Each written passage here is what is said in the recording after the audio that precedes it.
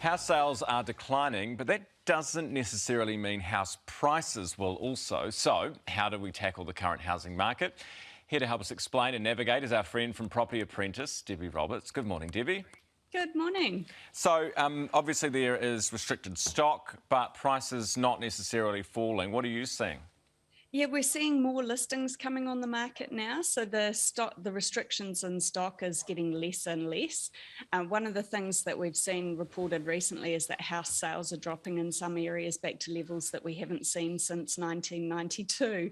But don't confuse that with thinking that house prices are going to drop to levels that we saw in 92, because that's not going to happen.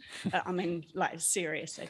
So the Real Estate Institute in New Zealand puts out a house price index, and that's been showing decreases over the last couple of times that they've released those figures. But what that's shown us is that basically house prices have corrected back to about where they were in October last year.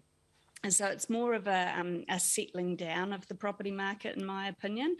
I'm still not expecting house prices to drop. I think we're just going to see a flattening and a little bit of fluctuation in prices, mostly because of the credit crunch and inflation and rising interest rates and stuff like that. So we are seeing a correction in the market, which means that we are now officially in a buyer's market, which is great news for people who are looking at buying. This is the time to learn how to negotiate, people. Yeah. You know, because there's good opportunities out there. And there's always, as you say, because you've said this before, Debbie, there's always a house that you can add value to. There's always room for an opportunity, no matter what the market, but especially now, as you say.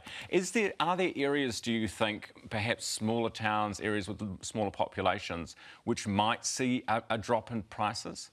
Yeah, so what we tend to see is that when we go into economic recessions, it tends to be the small towns with shrinking populations that get hit the hardest. You know, it's the ones with one employer in the area. If that employer goes broke, then tenants move out, you know, to try and find work somewhere else, and people lose their livelihood. So some of those people will lose their houses as well. So yeah, it does tend to be the small towns with shrinking populations that get hit the hardest.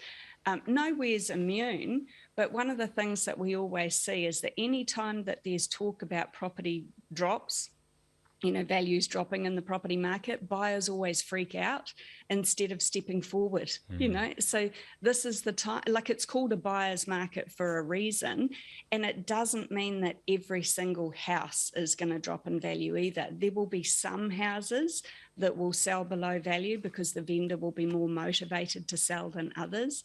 There'll be other houses that will just sit on the market until the market meets the vendor's expectations for price. So is that the challenge? Find, what do they say, the 3 Ds: divorce, death, I know that's a little bit like that, but yeah. But you find it's just find a deal. Yeah. Yep. Negotiate, learn how to work out what the market values for an area are, you know, so research recent sales, all those sort of things, and just get out there and negotiate, because this is your opportunity. If you can still get lending with the credit crunch that we've got going on, this is the absolute time that you should be stepping forward. Because what we find is that, especially with property investors, you know, so people who are looking at buying homes or investment properties to increase their financial position for retirement, what we find is that people tend to do better in an economic downturn and in a flatter housing market than they do in a booming housing market, purely because